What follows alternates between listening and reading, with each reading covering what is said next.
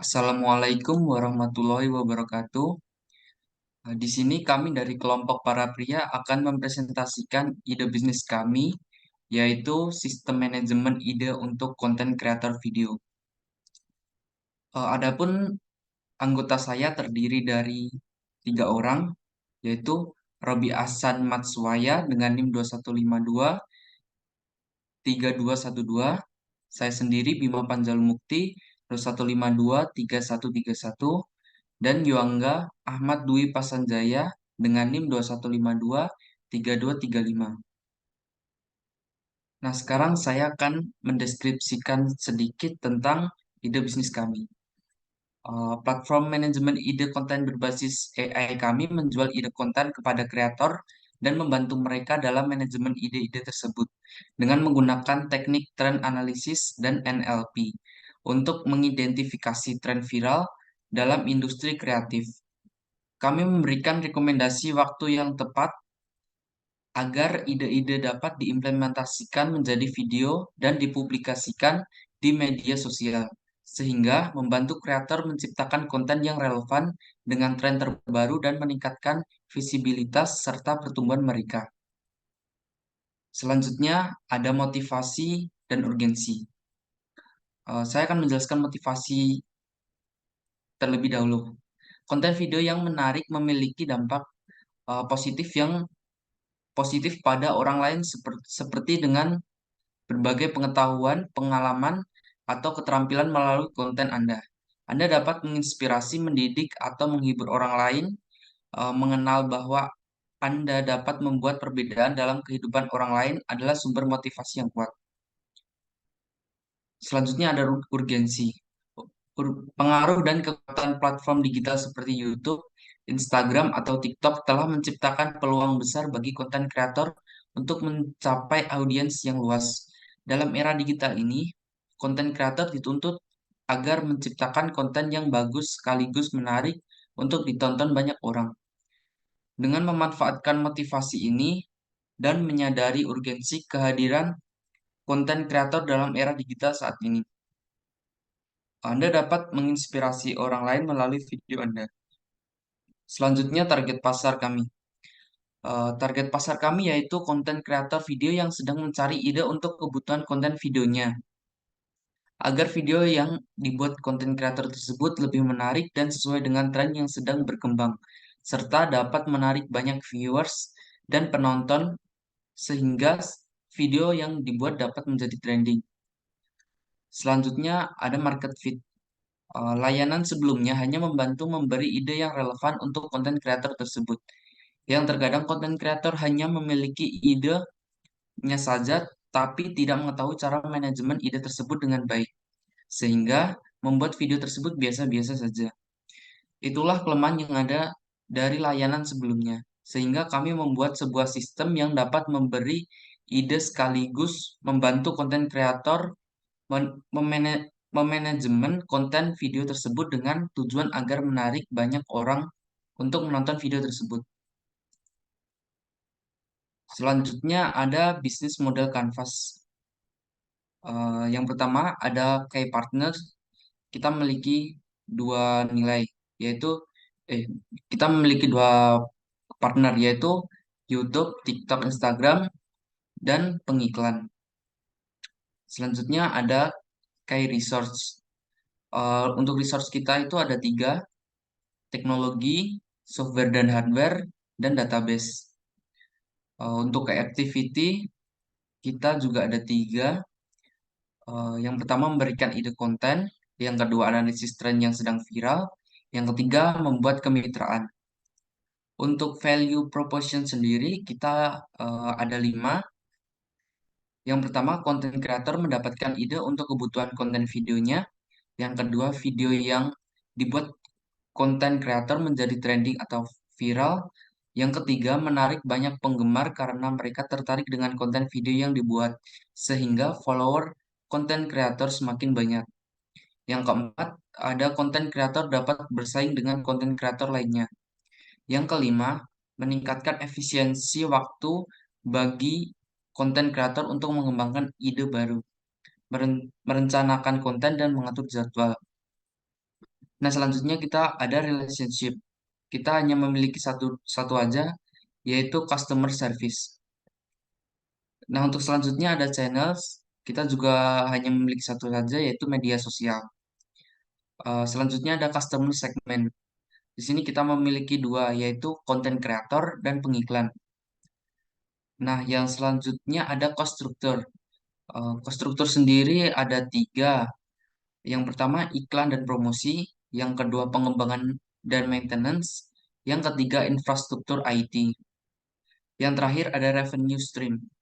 Eh, yang pertama didapat dari kontrak perjanjian antara kita dengan content creator dengan sistem bagi hasil. Yang kedua mendapat keuntungan dari menjual ide atau manajemen ide kepada content creator.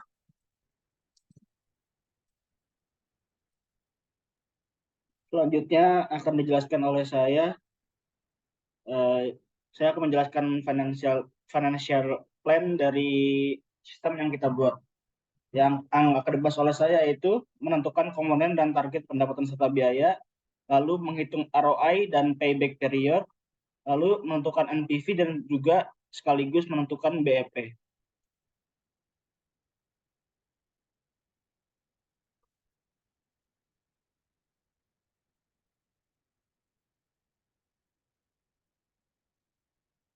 Yang pertama itu menentukan komponen target dan serta biaya. Pendapatan kita itu berdasarkan 4 kategori, yaitu pertama kemitraan dengan konten kreator, yang kedua ide per video, lalu ada manajemen konten, lalu ada juga dari sponsor. Untuk yang pertama itu satuannya kreator, periodenya 1 bulan dengan jumlah satu dengan harga 2 juta rupiah. Lalu yang kedua itu satuannya buah dengan periode satu video, jumlahnya 4, jadi 1 bulan itu ada 4 video dengan harga per videonya itu 300.000 dengan total 1.200.000. Yang ketiga itu manajemen konten dengan satuan konten, periodenya satu video dengan jumlah 1 bulan 4 video dengan harga satuannya 40.000 dengan total 1.600.000. Yang terakhir itu ada sponsor dengan periode 1 bulan, jumlahnya ada 2 dengan harga 1 juta, yang totalnya 2 juta. Jadi total pendapatan per bulan yaitu 6.800.000 rupiah. Lalu ada pengeluaran biaya tetap, yaitu dari iklan dan promosi, pengembangan perangkat lunak, lalu maintenance dan pembelian perangkat lunak, dan juga ada infrastruktur IT seperti server dan jaringan cloud. Satuannya itu per buah atau per iklan dan promosi dengan periode 1 bulan masing-masing. Untuk iklan itu tersendiri dengan jumlah 2 iklan atau 2 promosi dengan harga satuannya 150.000 dengan total 300.000.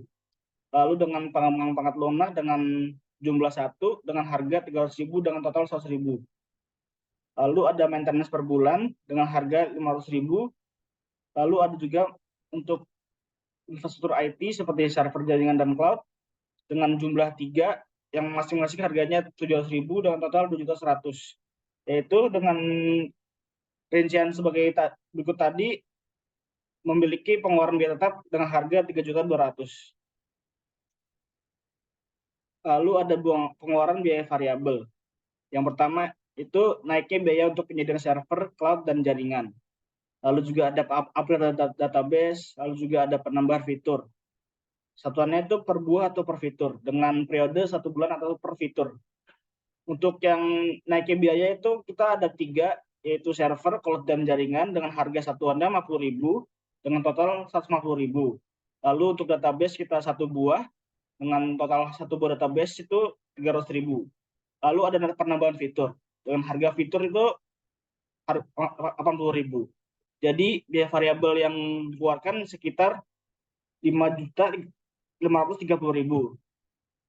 Lalu total biaya ini adalah merupakan pengurangan dari pendapatan dengan pengeluaran biaya variabel, yaitu 3.330.000 sekian.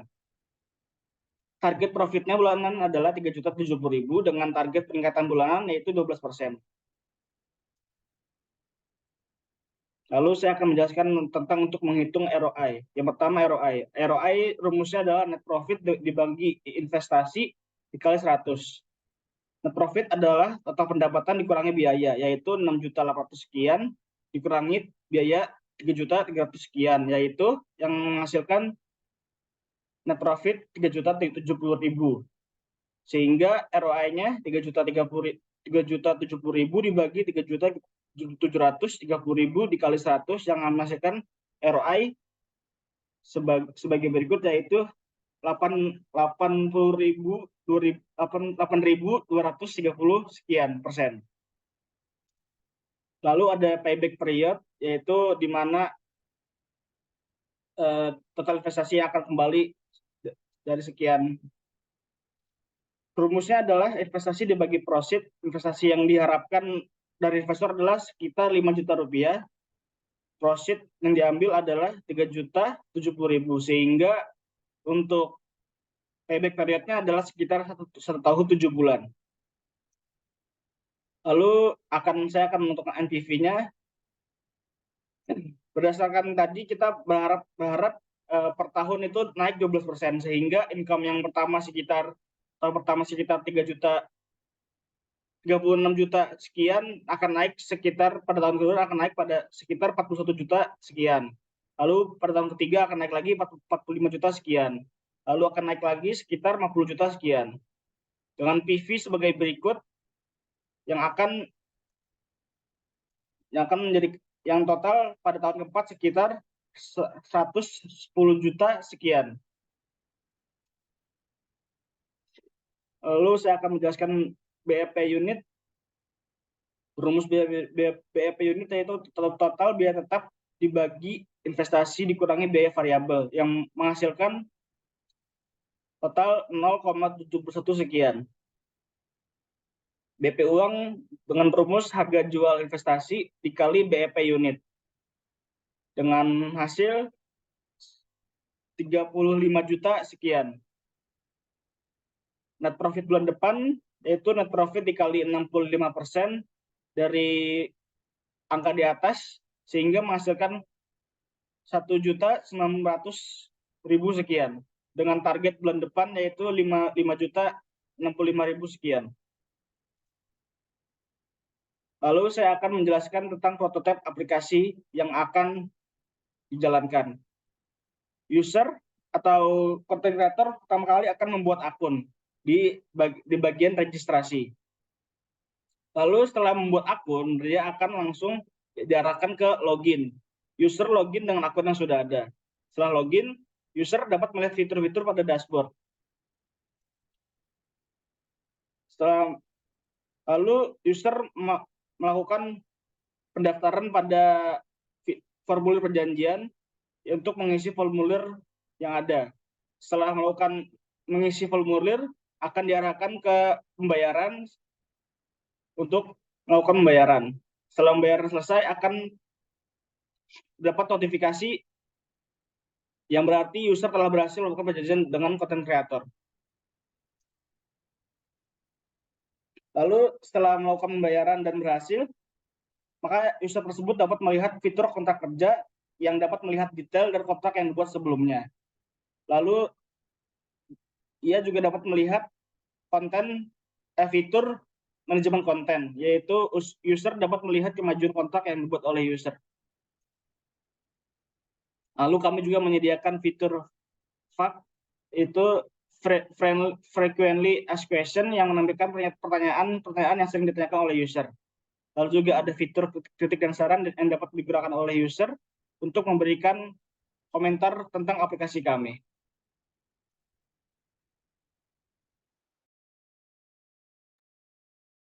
Baik, selanjutnya saya akan menjelaskan analisis konteks syariah dari sistem kami. Yang pertama itu ada analisis segmen pelanggan, yang kedua ada analisis produk atau layanan, yang ketiga ada proses transaksi, dan yang keempat ada analisis haram dan halal.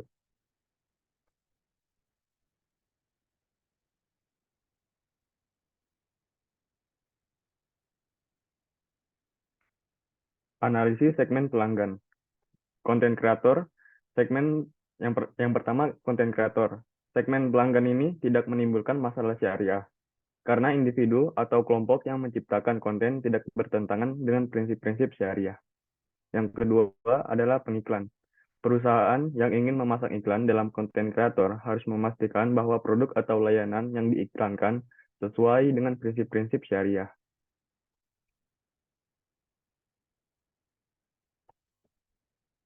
Selanjutnya, analisis produk atau layanan. Produk atau layanan ini dirancang untuk membantu konten kreator dalam mengelola ide-ide konten mereka secara efisien dan efektif. Namun, dalam konteks analisis syariah, perlu diperhatikan beberapa aspek berikut. Yang pertama, konten yang sesuai dengan prinsip syariah. Sistem harus mendukung konten yang halal dan sesuai dengan prinsip-prinsip syariah, menghindari materi yang bertentangan dengan nilai-nilai agama. Yang kedua, kompatibilitas dengan nilai syariah. Sistem harus memastikan bahwa tidak ada fitur yang melanggar prinsip-prinsip syariah, seperti perjudian, riba, atau hal-hal yang diharamkan dalam Islam. Yang ketiga, perlindungan hak kekayaan intelektual. Sistem harus menghormati dan melindungi hak kekayaan intelektual konten kreator, serta menghindari pelanggaran hak cipta dan penggunaan yang tidak sah. Dengan memperhatikan aspek-aspek ini, sistem manajemen ide untuk konten kreator ini dapat memberikan solusi yang sesuai dengan prinsip-prinsip syariah, mendukung konten yang halal, serta menjaga integritas dan keadilan dalam pengelolaan ide-ide konten.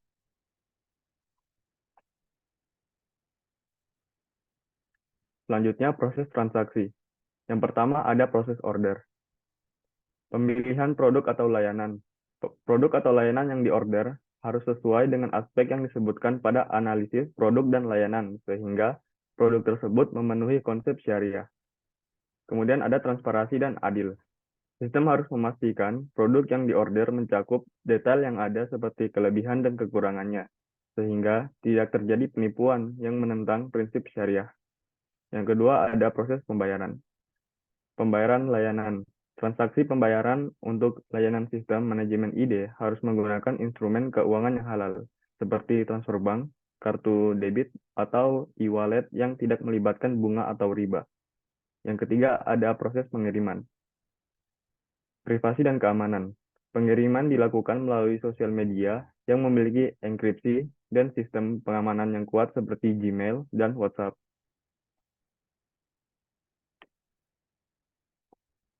Selanjutnya, analisis halal. Produk ini akan termasuk halal jika pertama, keamanan dan privasi pengguna terjaga sehingga identitas pribadi pengguna dapat dilindungi dan tidak disalahgunakan. Yang kedua, konten aplikasi tidak bertentangan dengan agama. Aplikasi harus menghindari hal-hal yang dilarang dalam agama Islam.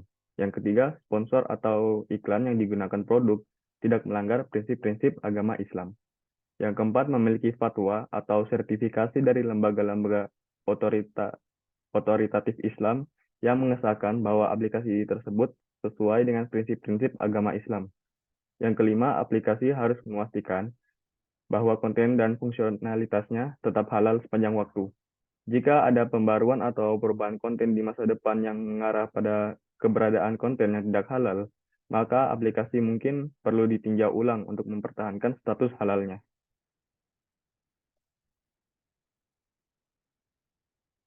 Selanjutnya, analisis haram. Produk ini akan termasuk haram jika yang pertama, aplikasi menampilkan konten-konten haram yang bertentangan dengan ajaran agama Islam seperti pornografi, perjudian, dan kebebasan seperti alkohol dan narkoba. Yang kedua, aplikasi berisi konten rasisme atau bersifat mendiskriminasikan orang lain. Yang ketiga, aplikasi menjadi sarana dan fasilitas untuk melakukan tindakan kejahatan atau tindakan ilegal. Yang keempat, aplikasi menggunakan identitas dan privasi pengguna tanpa izin dari pengguna untuk disalahgunakan. Yang kelima, aplikasi digunakan untuk meretas gadget korban seperti memasukkan skrip ke aplikasi tersebut, sehingga orang yang meretas dapat mencuri data dan informasi pribadi pengguna. Yang terakhir, sponsor atau iklan yang digunakan bukan uang halal, misalnya uang tersebut didapatkan melalui hasil perjudian. Yang terakhir adalah penutup. Dalam era digital yang semakin berkembang, industri konten kreator telah menjadi salah satu sektor yang paling menjanjikan. Kami ingin memperkenalkan sistem manajemen ide untuk konten kreator yang inovatif, dengan fokus pada pengelolaan ide, kemitraan, dan analisis. Kami memberikan solusi yang mendukung kesuksesan para konten kreator. Dengan menjalin kemitraan dengan perusahaan konten, platform konten, pengiklanan, dan jaringan konten kreator, kami menawarkan sistem yang menarik dan berguna. Kami yakin bahwa dengan menghadirkan sistem manajemen ide ini, kami dapat memenuhi kebutuhan dan tantangan yang dihadapi oleh konten kreator saat ini. Kami mengundang Anda untuk berinvestasi dalam ide yang menjanjikan dan bergabung dengan kami menuju masa depan yang cerah dalam industri konten kreator.